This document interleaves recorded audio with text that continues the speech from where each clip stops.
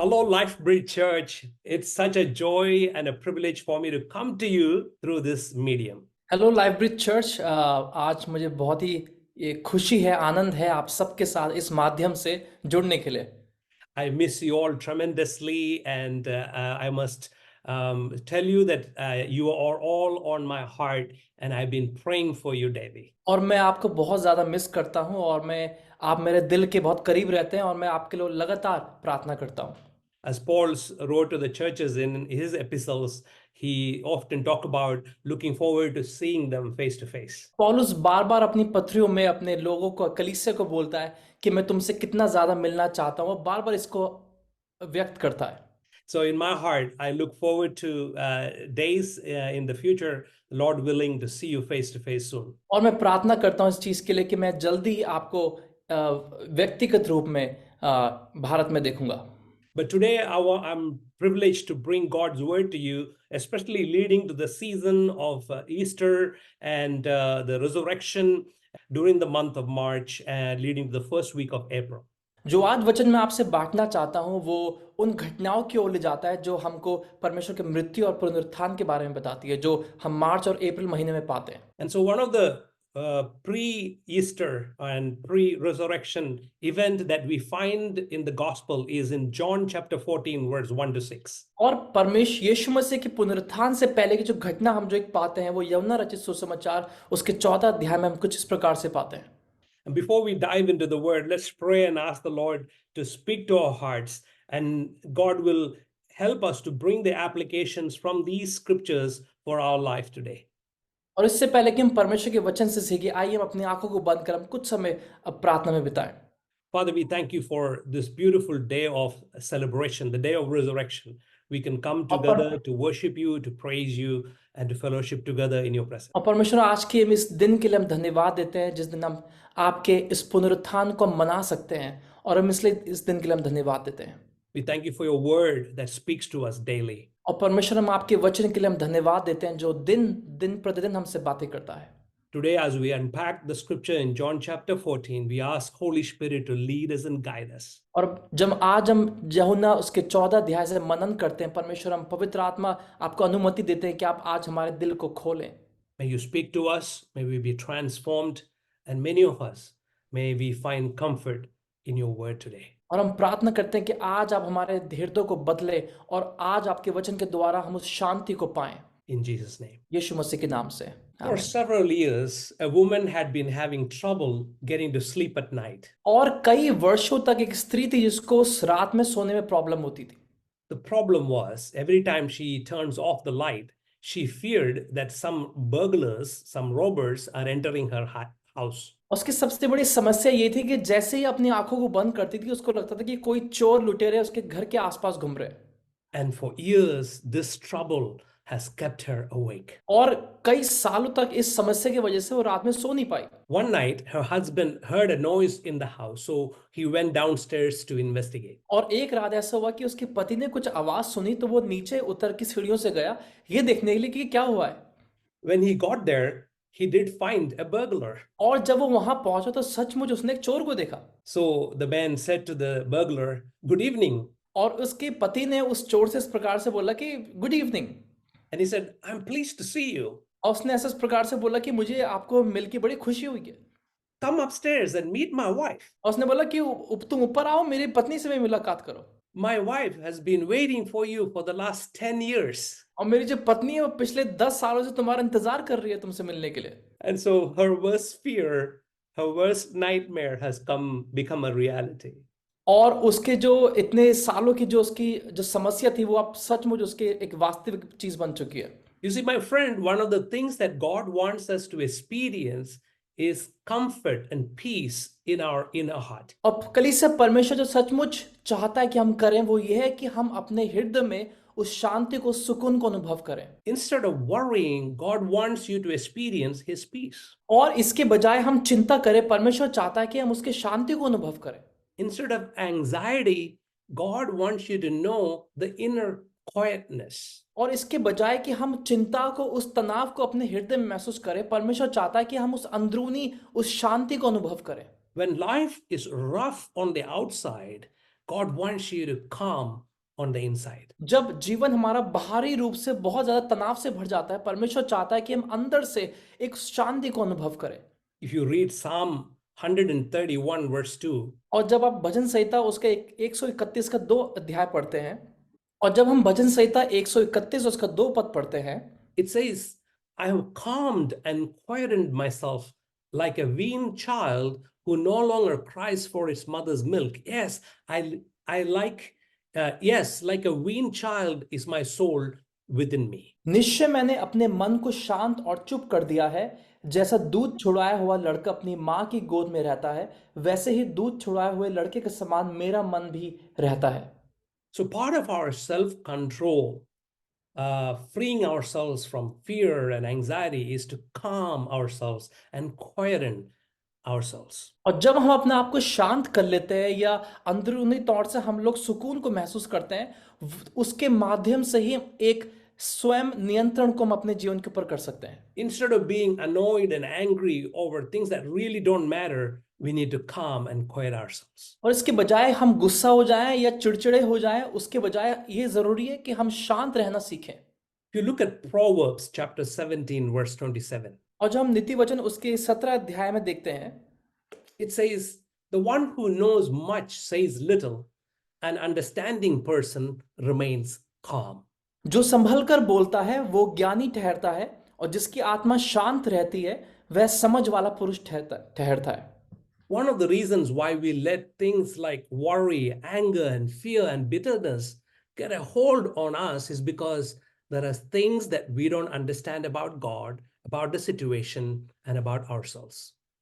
और क्यों हम कई बार परेशान रहने लगते हैं या हमें गुस्सा आने लगता है या चिड़चिड़े रहने लगते हैं, वो इसलिए क्योंकि हम परमेश्वर कौन है और उसको वो हमारे लिए क्या करता है हम उस बात को नहीं समझते हैं। We don't necessarily understand the situation. और हम अपनी समस्या को, अपनी परिस्थिति को हम समझ नहीं पाते हैं। We don't necessarily understand about ourselves. और हम अपने बारे में भी समझ नहीं पाते हैं कि हमारे साथ क्या चल रहा है।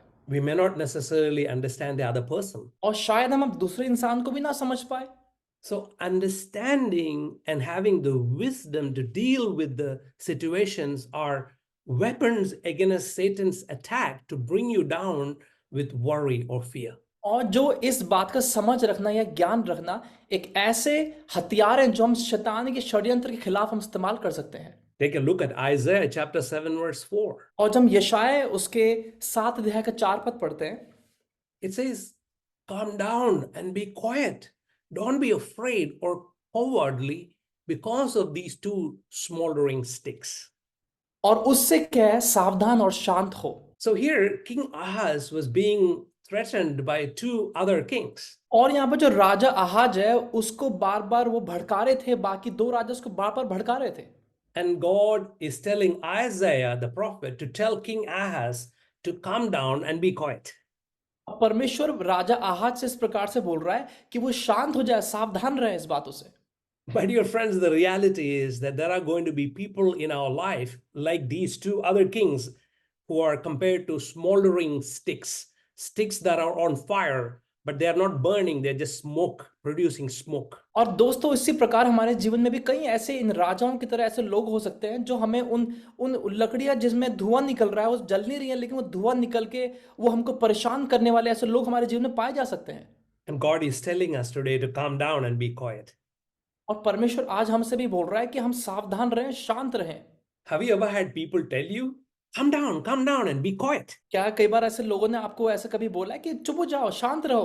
That's actually a good advice. We may not like it, but that's a good advice sometimes we need to hear. मुझे ऐसा लगता है कि बहुत अच्छा सुझाव है हमारे लिए कि हम कई बार हमें चुप रहना जरूरी है।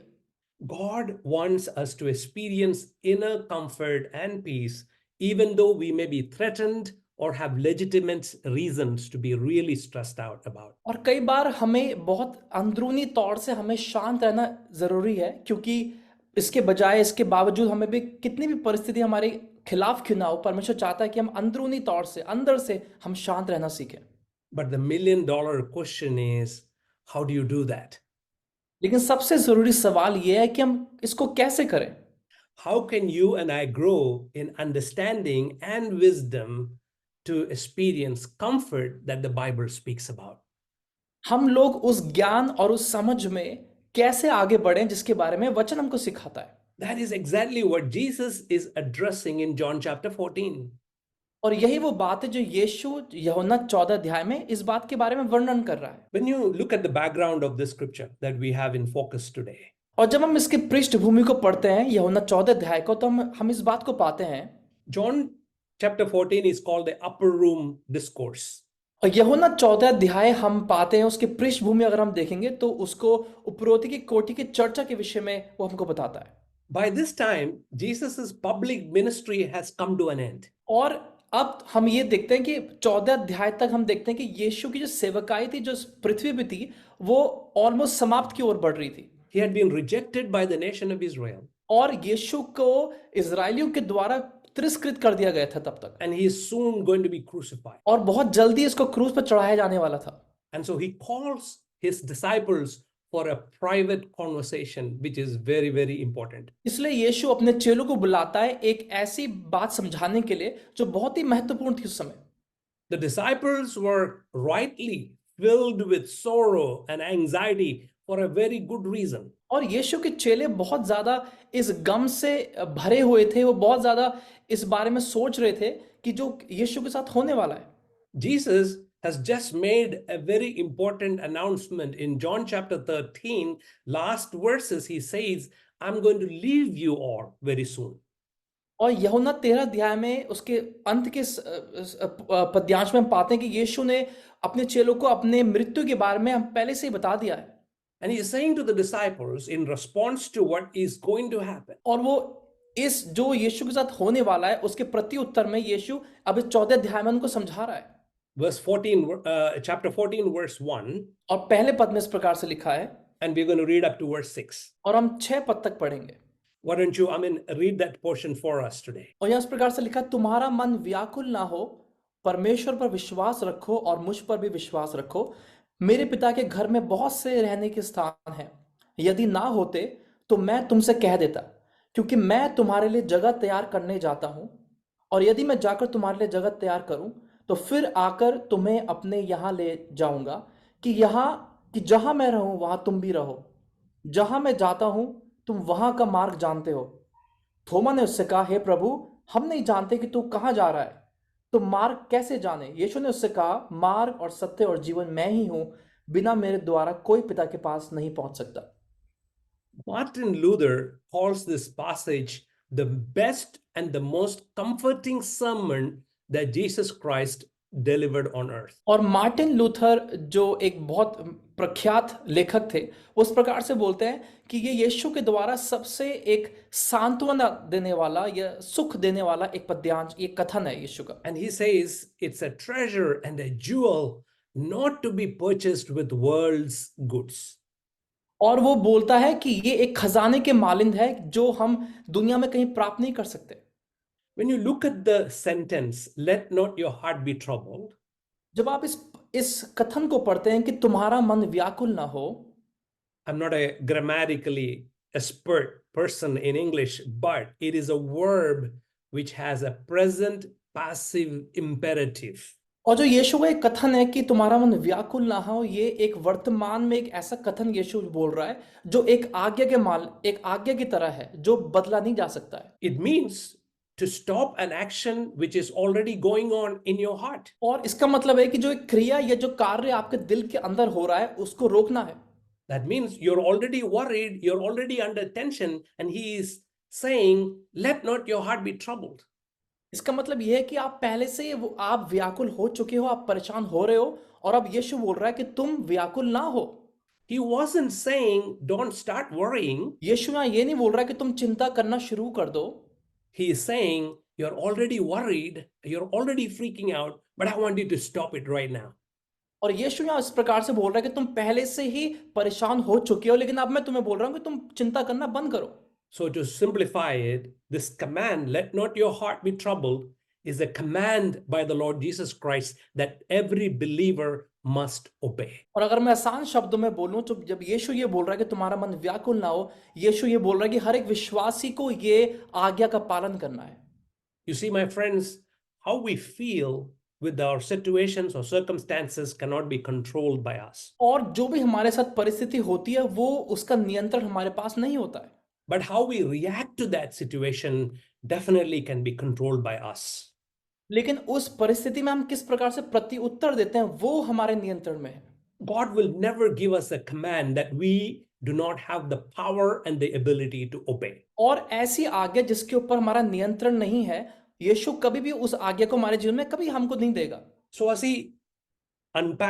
we unpack these following verses, we find there are 4 pathways to find comfort in our life. और जब हम इस पद्यांश को सीखते हैं हम देखते हैं कि 4 ऐसे मार्ग हैं जो हमको उस सुकून की ओर या उस सुख की ओर या उस आराम की ओर हमको दर्शाते हैं। The first pathway that I find in this discourse by Jesus is to believe in a person. और सबसे पहला मार्ग जो हम यहाँ सीखते हैं वो ये है कि हमें एक व्यक्ति पर विश्वास करना है। You see, when a child or a baby is afraid at night, अब आप देखेंगे जब एक छोटा बच्चा रात में डर जाता है, he or she will look to his parents to provide comfort. और वो अपने माँ बाप की ओर देखता है ताकि उसको वो सुकून या आराम मिले उस रात में। The child will cling to mom or dad and then they begin to calm down. और वो छोटा बच्चा अपने माँ बाप से लिपट जाता है और उसको आराम मिल जाता है। In Deuteronomy chapter 31 verse 6, we see the faith of the Jewish people in the Almighty God. व्यवस्था विवरण उसका 31 अध्याय और उसके 6 पद से हम आगे पढ़ते हैं कि यहूदियों का बहुत कठोर विश्वास परमेश्वर पे था। It says, be strong and courageous. Do not be afraid or tremble at them, for the Lord your God is the one who goes with you. He will not fail you or forsake you. तू हियाव बांध और दृढ़ हो, उनसे ना डर और ना भयभीत हो, क्योंकि तेरे संग चलने वाला तेरा परमेश्वर यहोवा है, वह तुझको धोखा ना देगा और ना छोड़ेगा। Although they have never seen Jesus or they have never seen God, all the Jewish people believed implicitly that God was always present with them.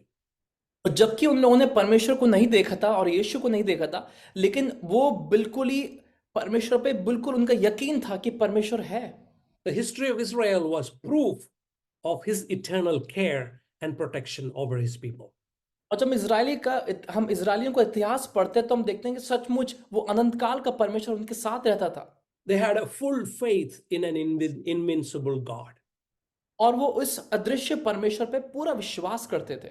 So putting himself on the same level as Yahweh, Jesus is urging the disciples in these following verses to trust him even when he is not going to be physically present with them. अब यीशु अपने आप को उस यहोवे के तुल्य रखे, वो अपने चेलों को ये समझाने की कोशिश कर रहा है कि अगर वो उनके साथ नहीं भी है, वो फिर भी उस पर पूर्ण विश्वास करे।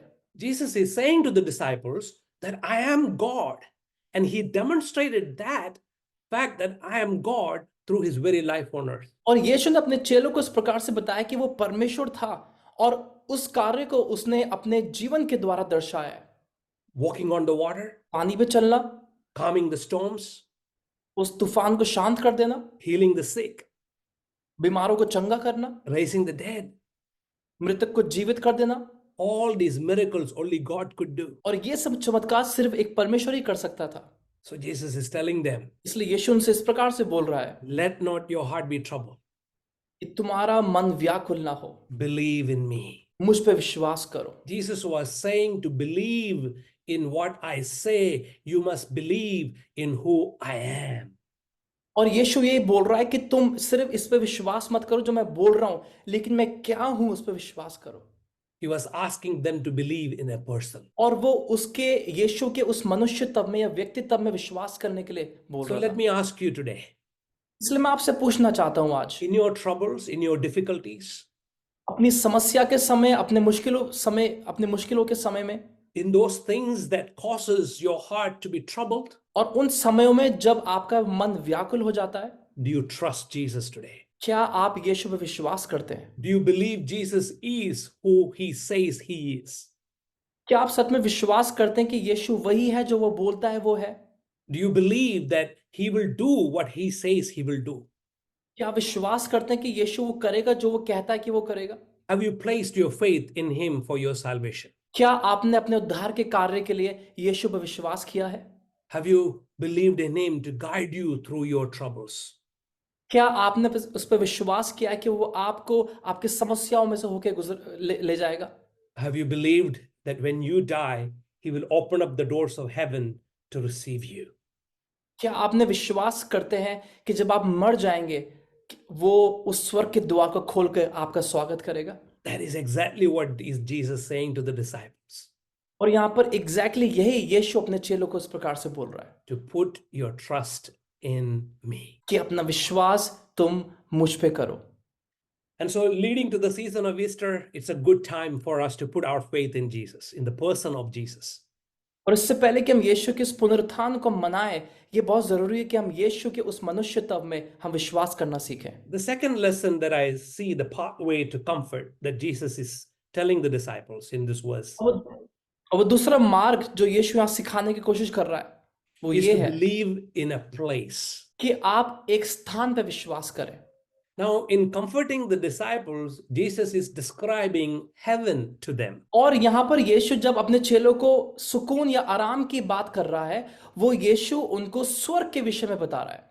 You see, heaven is a real place. और आप देखें कि एक जो स्वर्ग वो एक वास्तविक जगह है। It is not just a figment of imagination. ये कोई एक सोचने वाले एक कल्पना करने वाली चीज नहीं है केवल। It is not a wishful thinking. और ये कोई एक चाहने वाली चीज नहीं है।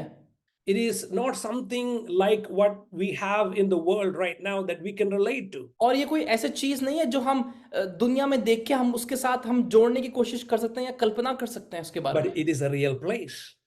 लेकिन वो एक वास्तविक जगह है। In 1 Thessalonians chapter 4, verse 13 to 18, और पहला थिस्सलुनीकियों उसके 4 अध्याय और उसके 13 अध्याय से 18 अध्याय पद तक इस प्रकार से लिखा है। when you reach heaven, you will be with your heavenly Father and the Lord Jesus Christ. और जब तुम स्वर्ग पहुंचोगे तो तुम अपने पिता के साथ होंगे। You will be reunited with all the believers who have died before you. और वो सारे विश्वासी जो विश्वास में प्रभु के पास चले गए, आप उनके साथ फिर से जोड़ दिए जाएंगे। Amen. आमीन।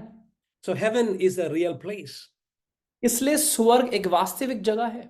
In this discourse in John chapter 14, it is important to observe Jesus refers to heaven as my Father's house.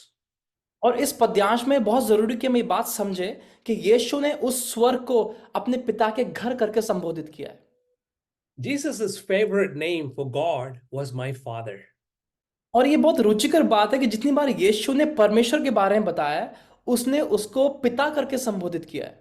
It's because Jesus dwelt and lived forever in the bosom of the Father in heaven before he came down to the earth. और ये शायद इसलिए हो सकता है क्योंकि यीशु इतने समय अपने पिता की गोद में रहा और वहीं से वो यीशु इस पृथ्वी पर आया है। And now he knew that with his death and his resurrection, he is going back to my Father's house, my own home. और वो जानता है कि उसकी मृत्यु और पुनरुत्थान के बाद यीशु वापस उस गोद में अपने पिता की गोद में जा रहा है। Think of it this way, my friends. और आप इसको इस बारे में इस तरह से सोचे, Heaven is a specific place designated just for you. और स्वर्ग एक ऐसा स्थान है जो सिर्फ विशेष तौर से आपके लिए बनाया गया है।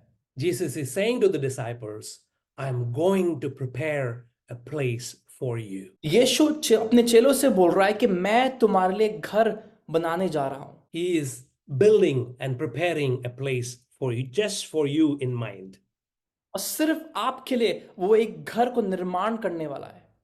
When you move to a new location with your family, जब आप एक नए स्थान में अपने परिवार के साथ जाते हैं, the father always, who is thinking about his family, would go ahead of time to do the scouting and the preparations and set up the place before the family can move into that place. तो क्या होता है कि जो पिता होता है घर का, वो अपने परिवार से पहले उस स्थान में जाके पूरा वो चेक करता है, वो देखता है कि वो स्थान उसके परिवार के लिए अच्छा है कि नहीं है। And then only he brings his family to this new environment. और उसके बाद ही वो अपने परिवार को उस स्थान में ले आता है।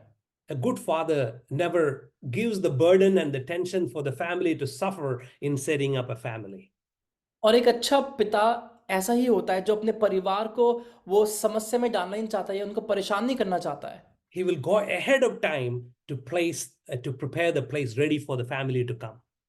और वो समय से पहले जाके उस स्थान में सब कुछ जाके चेक करके तभी अपने परिवार को वहां लाता है। That is what Jesus is doing here. और यहाँ यीशु बिल्कुल ऐसा ही कर रहा है। You see, when Jesus was on earth, he was a carpenter. और आप देखें कि जब यीशु पृथ्वी पे था तो वो एक सिर्फ बड़ा ही था, But now he's a custom builder. He's making something with you specifically in mind.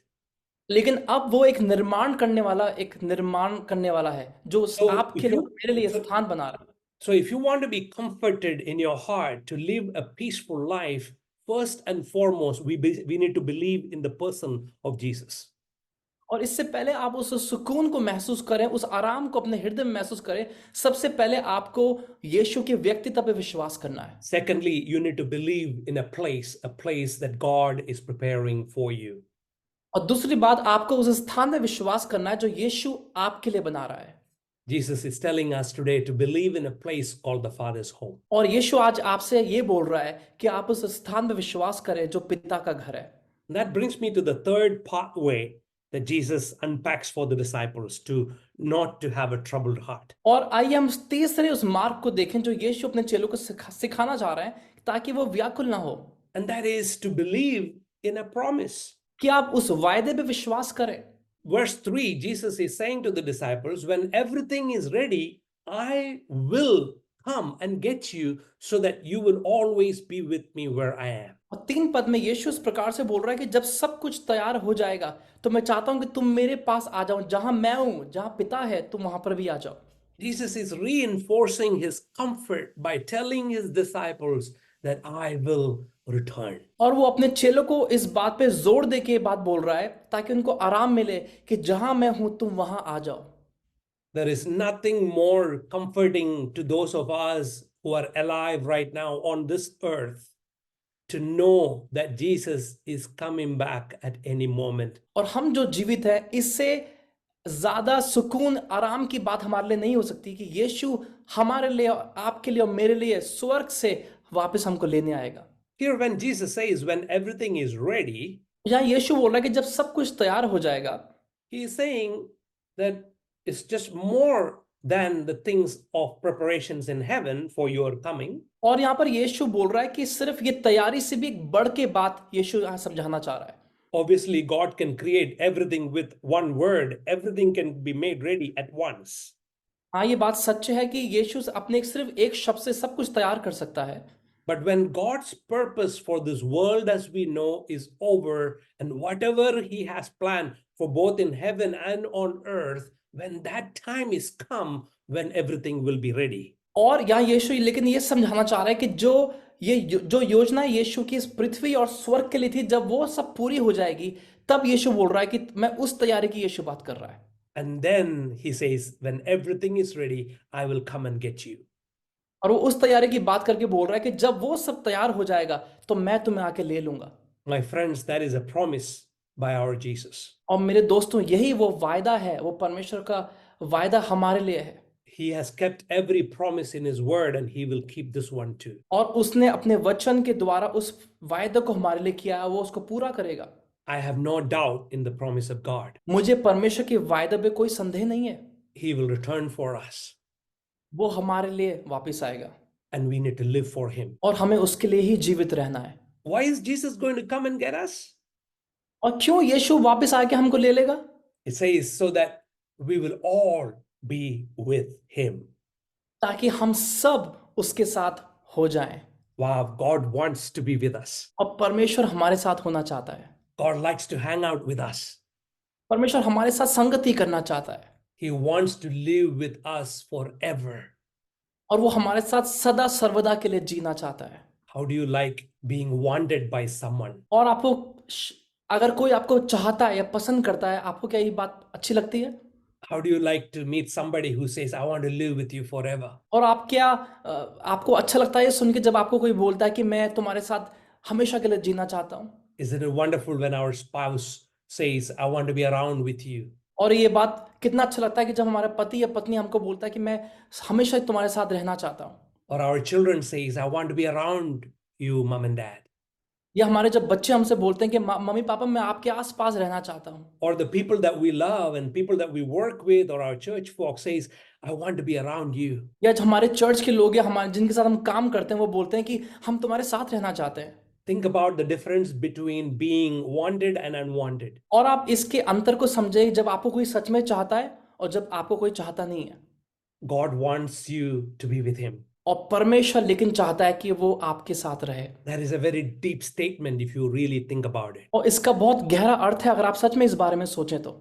Hallelujah. Paul says in 1 Thessalonians chapter 4, और पौलुस पहला थिस्सलुनीकी उसके चौथे अध्याय में इस प्रकार से बोलता है the dead in Christ will rise first, कि जो परमेश्वर में सो चुके हैं वो जी उठेंगे, and then we who are alive and remain shall caught up together with them in the clouds. और जो हम जो जीवित हैं वो परमेश्वर के साथ बीच हवा में मुलाकात करेंगे। It says in the word of God that we shall always be with our Lord. और फिर हम हमेशा हमेशा के लिए अपने यीशु प्रभु के साथ होंगे। And Paul says to the church in Thessalonians, comfort one another through these words. अब पौलुस थिस्सलुनीकी की कलीसिया को इस प्रकार से बोल रहा है कि इन शब्दों के साथ एक दूसरे को आप सुख दो या उस सुकून को दो। Friends, in your troubled heart today, find comfort in the promise of his soon coming. और अपने इस बेचैन व्याकुल दिल में आप उस कंफर्ट को या उस सुकून को आप इस वायदे के द्वारा पाएं। As we unpack this verse, John chapter 14, and the final verse, verse 5 and verse 6, we find the final pathway that Jesus wants the disciples to have in order to have a comforting heart. और जब हम 5 और 6 पद को पढ़ते हैं हम यीशु की उस अंतिम उस मार्ग की हम बारे में सीखते हैं जो यीशु चाहता है कि उसके चेले सीखे, And that is to believe in a plan. कि वो परमेश्वर की योजना पे विश्वास करें। So first of all, Jesus is saying to believe in a person, believe in Jesus, believe in me. सबसे पहले यीशु बोल रहा है कि तुम मुझ पे विश्वास करो, मेरे व्यक्तित्व पे विश्वास करो। Secondly, Jesus is saying believe in a place, believe in eternity, believe in heaven. और दूसरी बात यीशु बोल रहा है कि एक स्थान में विश्वास करो, उस स्वर्ग में विश्वास करो। Thirdly, Jesus is saying to believe in a promise, the promise of my soon coming.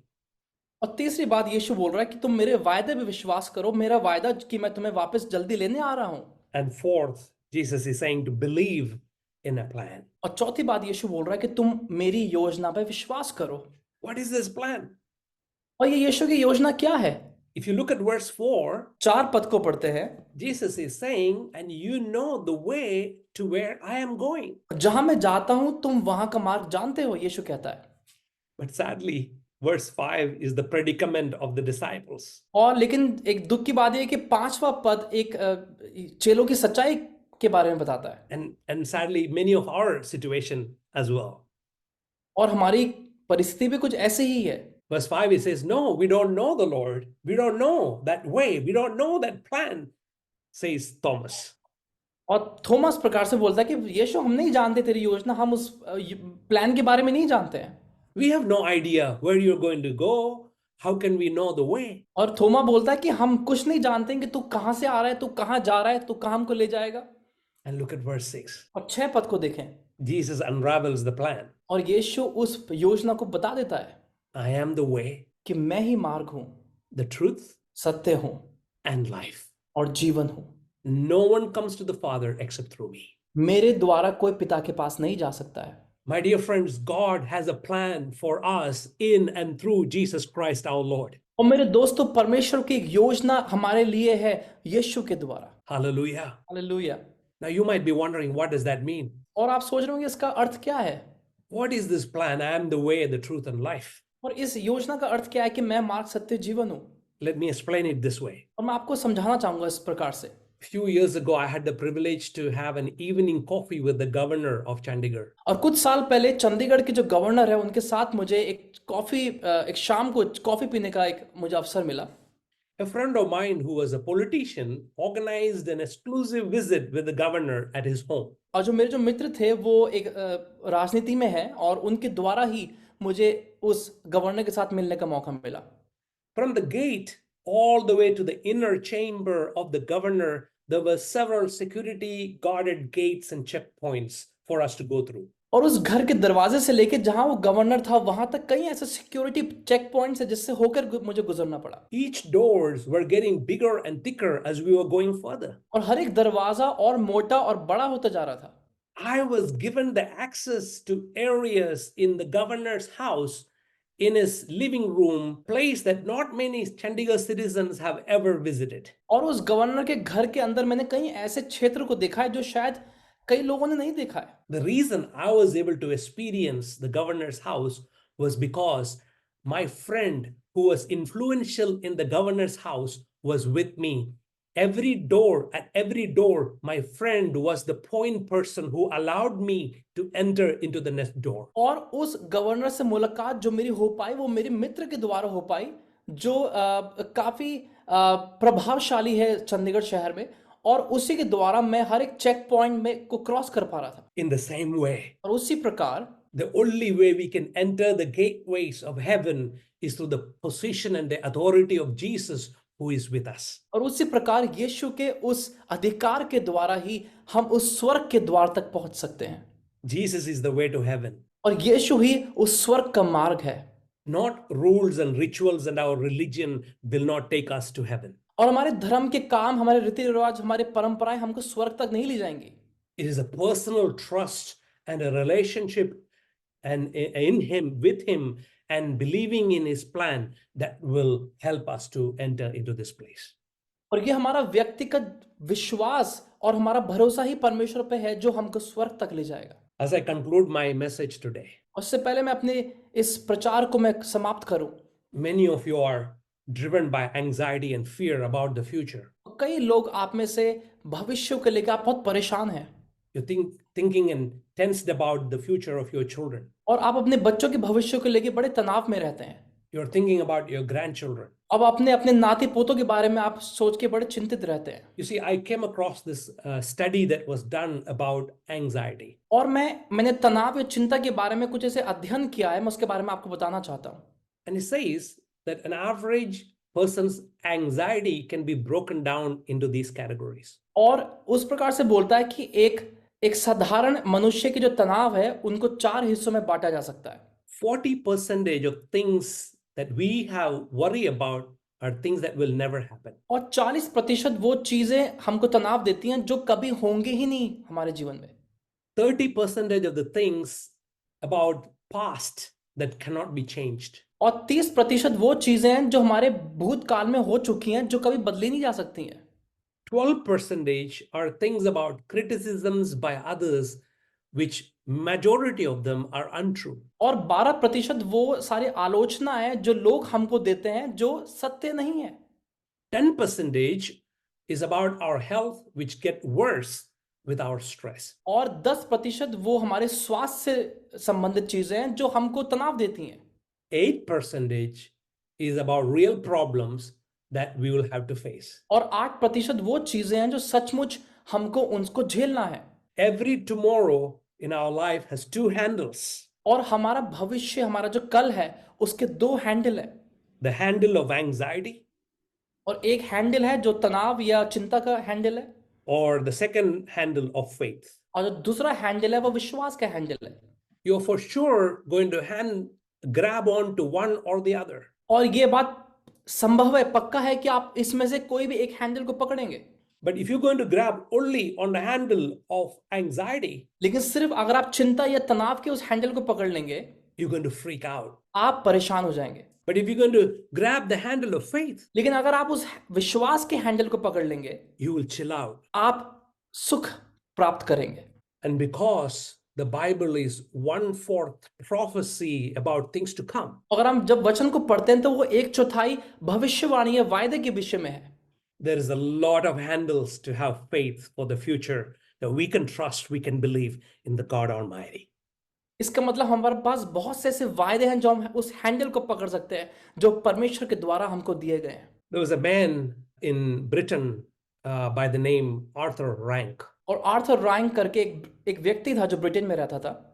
He decided to do all his worrying on one day each week. और उसने इस बात का निर्णय लिया कि वो हफ्ते में एक बार अपनी सारी चिंताओं के विषय में सोचेगा। And he decided every Wednesday is my worry day. All other days, I'm not going to worry about anything. और उसने निर्णय लिया कि सिर्फ बुधवार के दिन चिंता करेगा, सोचेगा, तनाव लेगा, और बाकी के दिन में वो बिल्कुल चिंता नहीं करेगा। So when anything happened that gave him anxiety or made him angry and annoyed his cause his ulcer to increase, he would write it down and say, okay, this is for me to worry on Wednesday. और जब भी उसको कोई तनाव आता था या चिंता का विषय आता था तो वो उसको एक पर्चे में लिख लेता था और वो सोचता था कि मैं इसके बारे में सिर्फ बुधवार में ही सोचूंगा। So on Wednesday, he opened his worry box और फिर वो बुधवार को उसको चिंता का वो पिटारा खोलता था and he go through the list of things that was worried, और वो उन सारे लिस्ट को चेक करता था जिसके द्वारा उसको चिंता मिल रही थी। and he found out that during the past 6 days, all these things that he worried about was already settled. और उसने ये देखा कि जो पिछले 6 दिनों में वो सारी चिंता की बातें जो उसको परेशान कर रही थी वो पहले से ही सब समाप्त हो चुकी हैं। It would have been useless to have worried about them. और वो उसने इस प्रकार सोचा कि अगर मैं इसके बारे में सोचता ही रहता तो ये बिल्कुल बेकार था मेरे लिए। So as I conclude my message today, और जब मैं अपने इस संदेश को समाप्त यहाँ कर रहा हूँ, let me ask you these questions. मैं आपसे एक सवाल पूछना चाहता हूँ। Are you troubled today? क्या आज आप परेशान हैं? Are you troubled about your marriage? क्या आप अपने शादी के विषय में लेके परेशान हैं? Are you troubled about your finances? क्या आप अपने आर्थिक व्यवस्था को लेके परेशान Are you हैं? troubled about your health? क्या आप अपने स्वास्थ्य को लेके परेशान हैं? Are you troubled about what people are thinking about you? क्या आप इस बात को लेके परेशान हैं कि लोग आपके विषय में क्या सोचते हैं? Or about what has been done to you? कि आपके साथ क्या हुआ है उसको लेके आप परेशान हैं? Or what might be done to you in the future? या आपके भविष्य में आपके साथ क्या हो सकता है वो उसको लेके आप परेशान हैं? Are you troubled by what's going on in your life or in your world? क्या आप इस बात को लेके परेशान हैं कि आपके साथ क्या इस समय भी चल रहा है? Jesus says, if you want to deal with those problems and troubles, अब या यीशु आपसे आज ये वायदा कर रहा है कि अगर आपको इनको झेलना है, इनको समझना है तो have these frame of mind as you face them. और आपका दृष्टिकोण इस प्रकार से होना चाहिए Believe in me, Jesus says. कि आप मुझ पे विश्वास करें, Trust me. मुझ पे भरोसा रखें, Depend on me. मुझ पे निर्भर हो जाएं Place your faith in me for your salvation. कि आप अपने उद्धार के कार्य के लिए मुझ पे विश्वास करें Also, place your faith in me for your guidance. और आपके मार्गदर्शन के लिए भी आप मुझ पे विश्वास करें। Secondly, Jesus says to believe in my Father's home. और दूसरी बात यीशु बोलता है कि आप मेरे पिता के घर पे विश्वास करें Live today with eternity in your hearts. और आज का दिन आप उस अनंत काल के विषय में सोच के जिएं, Believe in heaven. स्वर्ग पे विश्वास करें Believe it is real and that someday all this trouble will be over and you will have rest. और आप इस पे विश्वास करें कि स्वर्ग वास्तविक है और ये सारे संघर्ष आपके सारे समस्याएं एक दिन खत्म हो जाएंगी। And thirdly, और तीसरी बात believe in my promise, Jesus says. यीशु कह रहा है कि आप मेरे वायदों पे विश्वास करें I will return for you. और मैं तुम्हारे लिए वापस आऊंगा। My dear friends, expect that to happen. और आप अपेक्षा करें कि ये सचमुच होगा Look forward to that day. और आप उस दिन की इंतजारी करें। And finally, और आखिरी बात, believe in the plan. परमेश्वर की योजना पे विश्वास करें। I am the way, the truth, and life. यीशु ने कहा कि मैं मार्ग, सत्य और जीवन हूँ, And so follow me. इसलिए मेरा अनुसरण करो। I am the plan. मैं ही वो योजना हूँ। Our plans will fail. हमारी योजनाएं खराब हो जाएंगी, But बेकार हो God's जाएंगी, plans never fail. लेकिन परमेश्वर की योजना कभी खराब नहीं होगी। Would you close your eyes? क्या आप अपनी आंखों को बंद करेंगे? Would you cast all your cares upon the Lord Jesus Christ today? क्या आप अपनी सारी चिंताएं यीशु के ऊपर आज डाल देंगे? Jesus is whispering in your ears right now. यीशु आपके कान में फुसफुसा रहा है इस समय Let not your heart be troubled. कि तुम्हारा मन व्याकुल ना हो। Yes, rejection awaits me. हाँ, शायद तिरस्कार मेरा इंतजार कर रहा है। Yes, persecution awaits me. हाँ, सताव मेरा इंतजार कर रहा है। Crucifixion awaits me. शायद क्रूज पे चढ़ाए जाना मेरा इंतजार The कर रहा है। nails awaits me. वो कीलें मेरी इंतजार कर रही हैं The thorns of crown awaits me. और वो कांटों का मुकुट मेरा इंतजार कर रहा है। But let not your heart be troubled. लेकिन फिर भी तुम्हारा मन व्याकुल ना हो। The stones will be rolled away. वो जो पत्थर है वो हट जाएगा There's going to be a triumphant victory that awaits. और वो जय आपके लिए इंतजार कर रही है। Believe in me, says Jesus. यीशु कह रहा है कि मुझ पे भरोसा रखो। Maybe you have never given your heart to Jesus. शायद आपने कभी अपना हृदय यीशु को नहीं दिया है। Maybe you have never made him the Lord and Savior of your life. शायद आपने कभी उसको प्रभु अपना उद्धारकर्ता के रूप में स्वीकार नहीं किया Today is है। your opportunity. आज आपके पास एक अवसर है। Give your heart to Jesus. अपना दिल आप यीशु को दें। He will be with you. वो आपके साथ रहेगा। May the Lord bless you through these words. यीशु आपको इस वचन के द्वारा आशीष दे। Amen. Amen. आमीन।